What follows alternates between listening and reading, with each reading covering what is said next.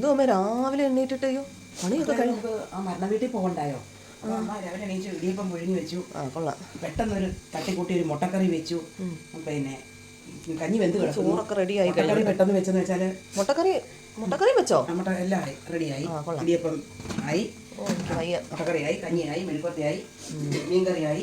മുട്ടക്കറിയൊക്കെ എങ്ങനെ വെച്ചപ്പോൾ പെട്ടെന്ന് വെച്ചാൽ സവാള അരിഞ്ഞിട്ട് കുക്കറിലോട്ടിട്ട് പച്ചമുളകും കരിയാപ്പിലയും എല്ലാം കൂടെ കുക്കറിലോട്ടിട്ട് അടിക്കും. 2 വിസിലടിക്കും.